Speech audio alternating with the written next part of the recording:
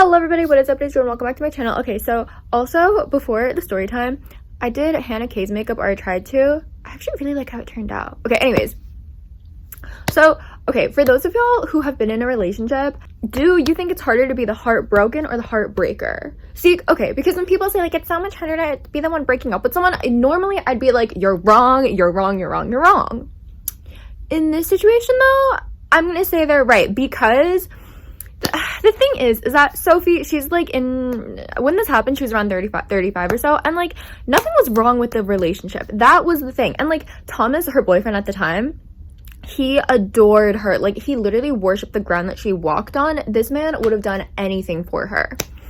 And like, so there was nothing wrong with the relationship. And it's not that she didn't like him, and like she cared about him, obviously she loved him so much, but like just something was missing in the relationship. Like she didn't feel that like spark or that chemistry, or just it's really hard to articulate, but just something was missing in the relationship. And honestly, I really respect her for breaking up with him, because like she also, like, she's someone who always wanted to be a mom. I don't understand her. She always like wanted kids and everything, so like the easier option for her would have just been to marry him, because it's like, this guy adores you. But like, see, okay, she had some forethought, because I feel like if you kind of, I don't want to use the word subtle, but like in that situation, if you just know something is missing, I feel like that leads to, or that has like a high chance of cheating, just because it's like you feel kind of unfulfilled in it. So she decided to break things off with him. It was like they were on a date night, and she decided that after this dinner she was gonna break up with him. Which, like, okay, side note, why would you break up with someone on a date night? Like, why go on the date? Like, I don't know, maybe I don't really have room to judge, but like I just feel like, why just do it on like a random day? Like why go on a date, and that, you know, like, just why? But see, Sophie could not have chosen a worse day to break up with him. A birthday, Valentine's Day, no. I would even argue that maybe like a distant relative's funeral would have been a better day to break up on than this day, because she chose the day that he was going to propose to her to break up with him. Like he had he had booked this thing so far in advance. Like he literally had tickets to Bali for them to go together, because like he thought she would say yes. Like, you know, like their relationship was fine, she just wasn't really feeling it. So I mean, it wasn't fine, but you get it. And so like he had everything booked, and like literally, like, they're at dinner, it's the end of the date night, and he's about to pop the question, and she's like, Thomas, we should break up. And then he starts crying in the restaurant. Like, do you blame him? Like, it was really bad. Yeah, so it was kind of bad. No, not kind of, it's not, like, it was really, really bad. And when Sophie found out, like, what he had planned, because, like, when she broke up with him, he was like, I was gonna propose, I had this whole trip planned, da-da-da, which, like, he didn't really handle it in the most mature way, but to be fair, I don't think there's a really, like, I don't think there's, like, a mature way to handle that. Like, you just got your heart shattered, like, you know?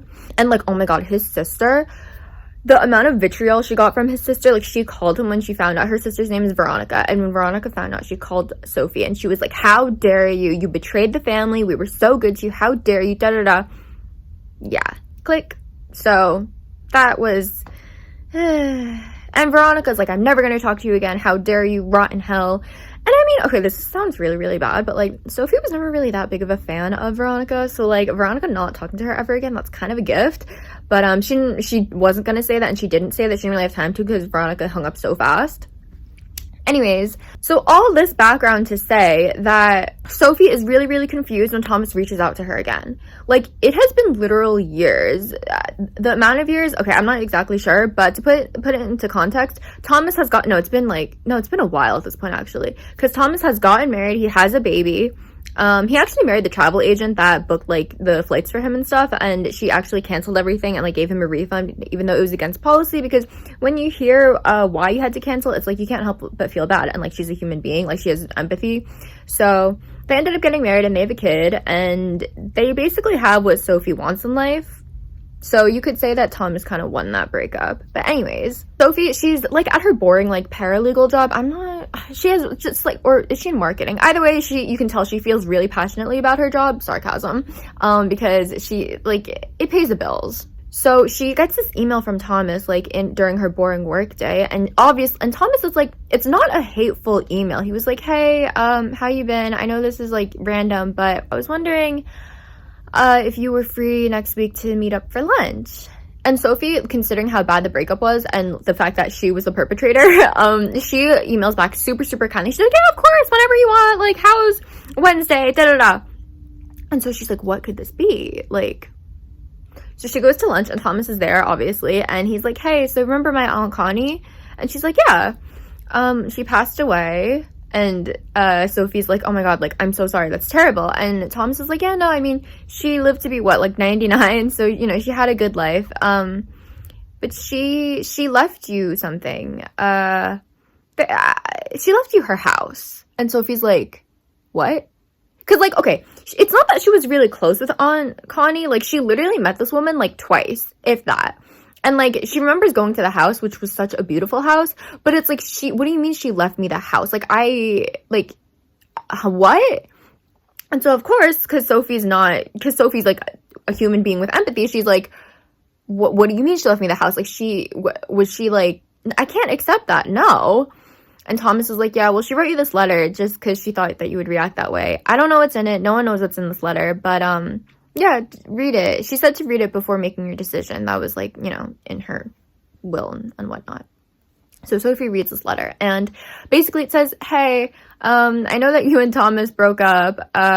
Totally fine. But I wanted to leave you this house. And before you question my sanity, I'm as sharp as a tack, like, in perfect mental condition. The reason I'm leaving you this house, though, is because you're the only person who has ever set foot in this house that really appreciated it in the way that I did. You saw the beauty in this house. Your face was filled with pure joy in this house. All of my other siblings, relatives, offspring, like, they always saw coming to the island, because Aunt Connie's house, she lived in this, like, random, like, small, tiny island. We'll get to it. But whenever they got here, like, it's a hassle to get there. Like, you have to, first of all, like, get transportation and just to, like, get to the town that she was, like, from, I guess, or, like, the nearest, like, mainland town. And you have to go on this ferry that, like, it's so inconvenient. And whenever anyone else went there, it showed. No one wanted to be there. Everyone saw it as a hassle. You, however, you saw the beauty in it. And because of that, I want to give you this house. I want the house to be filled with joy, and I want it to be appreciated. And I know that you will take good care of it because you saw the beauty in it. So at the end of the day, it's your decision, but that is why I'm leaving the house. And honestly, it's a pretty compelling letter. Because also, like, she mentions after, she's like, if you don't accept it, like, it's probably going to be, like, knocked down or whatever. It's going to be a hassle. Like, I don't want that. And Sophie, like, she loved that house, okay? Like, the way Sophie described, like, it was kind of like going to Disneyland for her. It was just so beautiful. It was this beautiful bungalow. Such a beautiful house. And the island, so beautiful. Like, the weather was always pretty good, at least when she went there. And the way, like, the sunlight would stream through the windows and stuff, it was beautiful. And after reading the letter, Sophie's like, you know what? I'll accept it. And she does. And then Thomas is like, how have you been? And Sophie's like, I've been good. How are you? How's your baby? How's everything? And they talk. And surprisingly, like, Thomas doesn't have any hatred for her. In fact, actually, he's probably going to love Sophie for the rest of his life. And Sophie will also probably love him for the rest of her life. Not in the same way that he does. But, like, she'll always have love for him. Yeah. Oh, and before they part ways, Thomas is like, hey, by the way, her funeral is soon. You can come if you want. You don't have to, but, you know, I just, yeah. And he gives her the address, and she's like, okay. And she's like, do I go? Do I not? Like, is it tacky? Like, I can't not go since I accepted the house, but is it, like, tacky if I go? Like, does it look like I just, you know, like, swindled this old lady, even though, like, she had no idea that she was gonna be given the house? And Sophie's friend is like, you know what? Go. Just, like, you know, like, you can't not go. So she wears this, like, super cute black dress, which, like, honest, Sophie's like, okay, it doesn't make me look too, like, slutty. And her friend is like, no, like, it's fine, let's go. And so the day of the funeral, she, of course, is running late because why wouldn't she be? And she's, like, hailing a cab when she sees the most attractive man she has ever met. Like, okay, it's such a meet cute, like, oh my god, I love it. But they're both hailing down a cab, and Callum is like, oh, like, just kind of, like, making small talk, but he's like, oh, like, where are you headed? And Sophie tells him, and he's like, oh, wait, I'm heading there too. Look, I'm so sorry, not to be, like, intrusive, like, I get it, like, scary man, but is it okay if we share the cab? look, Sophie, she's like so taken aback by how gorgeous this man is, and she's like, yeah, of course, and he smells good. Oh my god. So they're sitting in the back of the cab, and there's like palpable tension between them, okay? And so she like grabs his wrist because he's wearing a watch, and she's like, hey, I just wanted to see the time, and like it's like 2:02 or whatever, and he's like, oh yeah, sure, okay. And so they get to talking, and they're just like, he's like, oh, so like I guess you're also going to Aunt Connie's funeral, like, you know, how did you know her, da da da.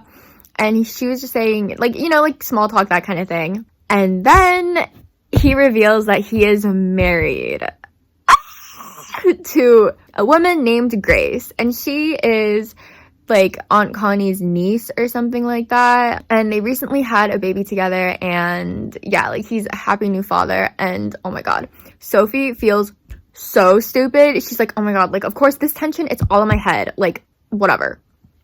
And so she also, Sophie, she has a genuine condition, a blushing condition, where like her, like not the cute little blush, not like this, no, her entire scalp, her entire face to her neck, almost down to her chest, including her ears and neck, turn bright crimson red. And like it starts happening to her like in the cab, and like she has no control over it. And Callum is like, oh my god, like are you okay? And Sophie's like, yeah, no, it's just kind of, you know, I have this like blush condition. It's benign, it's not contagious, haha. But and Callum's like, oh, like okay. And he's doing his best not to like make her feel weird about it. And so they just kind of like continue on. And when they get there, of course, they're late. So as soon as the doors open and they walk in, everyone is staring at them, and including Grace, Callum's wife. And look, girls know, okay? Like, she's not stupid. She sees the look on Sophie's face. I mean, first she sees that she's beet red, and then after the ceremony and stuff, or is that the wrong word? The service, whatever you call it, they get to talking, and just as Sophie's luck would have it, she is seated right in front of Thomas, Veronica, Thomas's wife, Maggie, their baby. Like, it is terrible. And after the service, like, she and Callum, like, talk again, and, you know, she's talking to Thomas and just, like, saying her hellos and whatever. And Grace sees how Sophie's looking at Callum. Like, she's looking at Callum like a kid in a candy shop. Like, it's, like, the look of, like, oh my god, I want this man. Like, she knows the look. And so she approaches Sophie to be friends. And she actually invites Sophie over to lunch, like, for the day after. And so Sophie, she ends up talking to Grace, like, after the funeral and stuff. And, like, she really likes Grace. Like, Grace doesn't come at her of, like, I know you're looking at my man like that. And, like, because, like, okay, the thing with Sophie is, like, she's not trying to pull an Ariana Grande. She's not trying to break up a family. She's not trying to be a homewrecker. Like, she's like, okay, obviously the chemistry, the tension, that was just, like, in my head. And, like, he's married, like, I'm not, like, she's not trying to pull an Ariana Grande. And Grace, like, she's like, oh, hey, like, you know, funerals, like, they suck. And, okay, Veronica low-key, like, attacked her verbally of just, like, how dare you show your face here. So then after Grace was like, oh, yeah, don't mind Veronica. She's been in a mood, like, since birth. And then she invited, Sophie over. And so Sophie, she's freaking out. She's like, what do I bring? So she brings this, like, walnut pound cake thing. And she's also like, okay, what do I wear? And obviously she wants to dress cute, because it's like, she really likes Grace. So she's like, okay, like, I can get like a new girlfriend out of this. And plus, Grace is the one that's going to show her, like, how to, like, run the island, because the thing is that part of the deal with inheriting Aunt Connie's house is that she now has to be in charge of the island tours, because this isn't just some random island. This is the island of the Monroe baby mystery. Basically, what happened was that it was, like, in the Connie and Rose came to the house, and they found a baby just, like, crying. Like, the tenants there had just left, and, like, it was during the Great Depression, so, like, it wasn't uncommon for people who couldn't pay the rent to just leave. And the only, like, traces of life was the baby. And there was, like, blood marks on the floor and, like, fresh pound cake on the stove or in the oven. And so it seemed like Alice and Jack Monroe had, like, gotten into a tussle, unalived each other, and then just, honestly, I don't really know. But that has since become a huge tourist attraction, and it is part of their job it's super, super lucrative, and now it is going to be part of Sophie's job to help run the tours. And Grace has been she's the one who, like, helps bake, like, it's like a family effort, like, they all help run it and stuff, and Grace is going to show her the ropes. And when she gets to Grace's house, Grace is so welcoming and so like, oh, like, you know, welcome, whatever. And she's holding her baby. And Sophie, mind you, like, she wants a baby. She loves kids. And she's like, oh my God, like, how old is he? He's so cute. And Grace is like, hey, you want to hold him? And Sophie's like, oh, sure. Is that okay with you? And before she can even, like, finish her sentence, Grace, like, just gives her the baby. And she's like, okay, you and Callum, like, bond. I'll help, like, I'm gonna, like, finish getting stuff, like, set up in the kitchen. And Sophie's trying to help her and, like, be a good guest, and Grace will not have it. Like, to the point where, like, she's genuinely annoyed that Sophie's asking to help her. And so she and Callum, they're just, like, in the living room and, like, just making small talk, chit-chatting. Because, like, what else are you gonna do? And then they get to music. And it turns out they have the same obscure music taste. And they actually went to the same concert together in, like, the 90s. They were at the same exact concert. And it is in this moment where they, like, they share a look. And, like, you ever just know when you're, like, attracted to someone and, like, you know that there's, like, tension and chemistry and you feel it and it's palpable and you, like, give that look? Yeah, that's what happens. And Sophie's like, oh, crap. So she, like, bolts up because she's, like, sitting on the couch, like, with the baby. And she, like, runs to the kitchen. She's like, hey, like, you need help with anything? And she, like, you know, like, unpackages, like, the cake that she brought. And she was like, oh, yeah, it's, like, a walnut, whatever. And Grace is like, oh, I'm so allergic. I'm so sorry. And Callum is like, oh, yeah, no. Like, she is, like, she can't even, like, touch it. It's so bad. Like, we always have an EpiPen. He's, like, joking about it. Like, you know, making light of it. Because Sophie didn't know. And so Callum's like, oh, you know, like, I'll just, like, have her slice, whatever. And overall, it's a pretty good lunch. And then after, Grace shows her, like, the pound cake recipe of, like, how to do it. And it's a really, like, full circle moment because ever since Sophie was little, she was obsessed with the Monroe baby mystery and obsessed with the island. And, like, now seeing behind the scenes of it, like, low-key took some of the magic away. But, like, she also, like, she can't believe that this is her life. Like, she's happy about it, like, happy to help, but she's like, dang, so this is how y'all did it.